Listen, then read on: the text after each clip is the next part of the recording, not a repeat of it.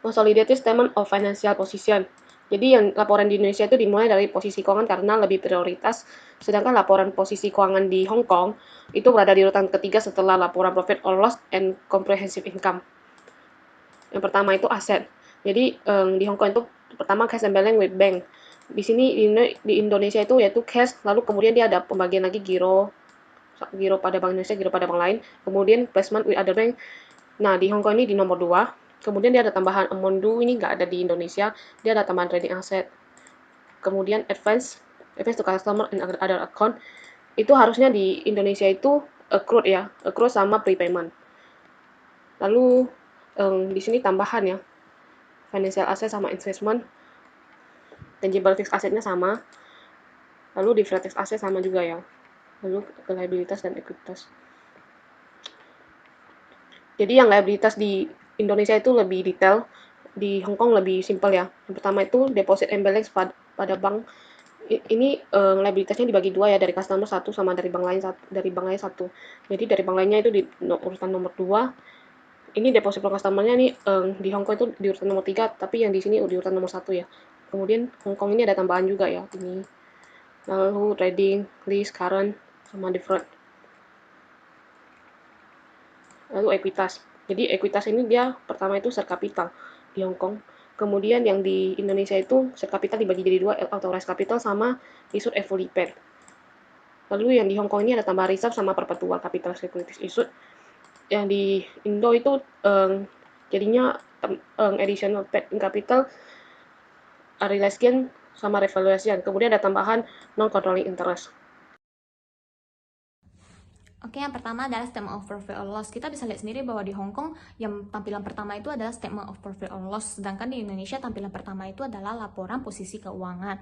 Nah, di statement of profit or loss ini terdapat perbedaan dengan antar kita dengan mereka, karena kalau di Indonesia kan biasa urutannya itu adalah pendapatan operasional, beban operasional, baru pendapatan lain-lain dan juga beban lain-lain. Sedangkan di Hong Kong mereka langsung main gabungin aja, mereka nggak ada urutan seperti itu, karena mereka langsung gabungin yang mana pendapatan baru di bawahnya langsung others income, baru setelah others income di bawah ada operating income, baru operating expense. Jadi mereka nggak ada ngurus seperti kita. Selain itu mungkin karena perlakuan pajak tiap negara berbeda ya. Jadi kalau misalnya di Indonesia kita ada pajak kini, ada pajak tanggungan. Kalau misalnya di luar negeri mereka langsung bikin taxation kayak gitu. Habis itu kalau misalnya biasanya kan di Indonesia kita ada laporan laba rugi dan penghasilan kompresif lain setelah laba rugi. Nah, biasanya dikombin jadi satu, sedangkan di luar negeri dia langsung dia ada buat satu laporan statement of comprehensive income lagi. Nah, di comprehensive income ini kita bisa lihat kalau misalnya perbedaan dari keduanya itu adalah kalau di Indonesia kita jelasin yang mana yang direklasifikasi dulu, sedangkan yang di Hong Kong mereka jelasin yang mana yang tidak direklasifikasi dulu, begitu dengan sebaliknya. Nah, untuk evaluasi untuk surplus nilai, mereka kalau misalnya di Indonesia itu kita langsung kasih tahu totalnya, tapi perhitungannya itu kita taruh di notes to financial statement. Tapi kalau misalnya di Hong Kong mereka jelasin detail langsung di laporan keuangan itu gitu, ada fair value change, ada gains disposal, ada credit loss dan lain-lain, ada proses penghitungannya. Nah, selain itu kalau misalnya untuk Indonesia kita ada taruh laba bersih per saham di paling terakhir ya. Tapi kalau misalnya di Hong Kong mereka nggak ada kasih tahu laba bersih per sahamnya, mereka cuma kasih tahu nilai hasil akhir dari kompresif penghasilan lainnya gitu. Selanjutnya adalah laporan perubahan ekuitas. Di sini perbedaannya adalah dari cara peletakan laporan dan juga akun-akunnya itu yang seharusnya terpisah di akun Indonesia di laporan Indonesianya tergabung di laporan Hong Kong dan sebaliknya. Nah, untuk yang bagian vertikal itu untuk laporan Hong Kong ada share capital, kemudian bagian reserve-nya, dan ada unappropriated profits ini adalah laba yang ditahan, dan perpetual capital securities itu adalah akun yang ini adalah bond yang belum mature. Jadi kalau di Indo kan biasanya dimasukkan ke dalam unrealized gain or loss kan. Nah, kalau di sini dipecah. Kemudian untuk yang bagian horizontalnya itu terdapat beginning balance-nya, kemudian dividennya, dividen dari bond yang belum mature, kemudian profit, kemudian sama ada comprehensive income dan jelas ending balance-nya. Kemudian untuk laporan Indonesianya, untuk yang bagian vertikal itu berisi beginning balance, lalu comprehensive income, unrealized gain or loss, kemudian baru reserve, baru ending balance. Sedangkan untuk yang horizontal itu ada share capitalnya, lalu unrealized gain or loss, revaluation, retained earning, baru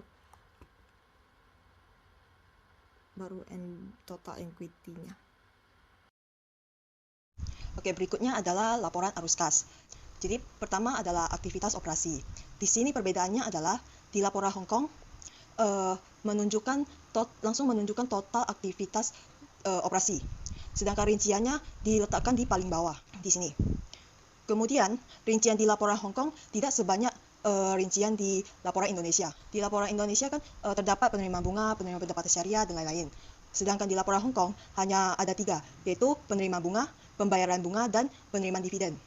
Oke, selanjutnya adalah arus kas dari aktivitas investasi.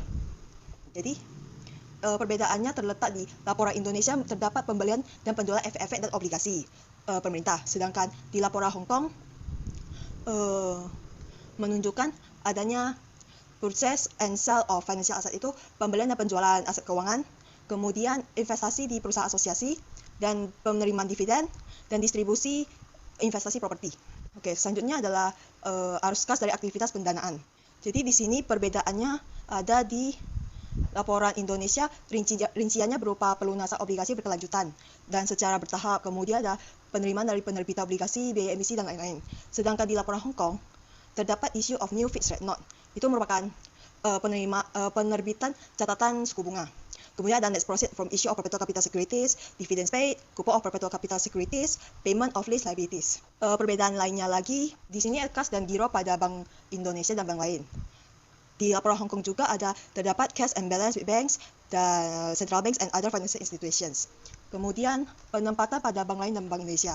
Di sini di laporan Hong Kong juga ada placement with banks, central banks, and other financial institutions. Jadi perbedaannya adalah di laporan Hong Kong terdapat amounts due from ultimate holding company, fellow subsidiaries, and fellow associates. Itu maksudnya jumlah yang harus dibayar oleh perusahaan induk dan sesama anak perusahaan. Kemudian treasury bills. Nah, jadi 2 ini yang tidak ada di laporan Indonesia.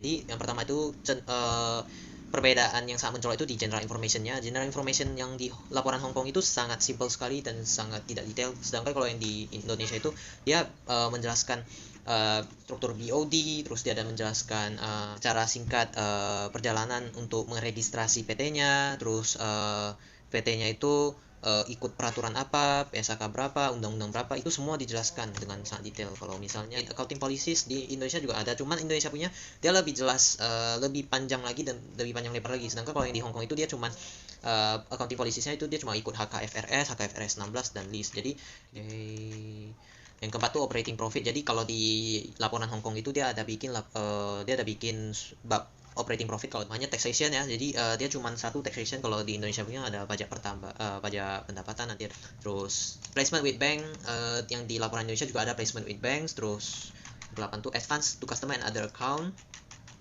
Terus expected credit loss di sini yang di Indonesia itu nggak ada. Tangible fixed asset di Hong Kong namanya tangible fixed asset. Kalau yang di laporan Indonesia itu fixed asset aja, aset tetap. Ada deposit and balance dari bank. Terus ada deposit from customer. Yang di laporan Indonesia juga ada deposit dari bank dan deposit nasabah. Terus provision di Indonesia juga ada provisi. Terus reserves, ada contingent liability dan commitment to extend credit.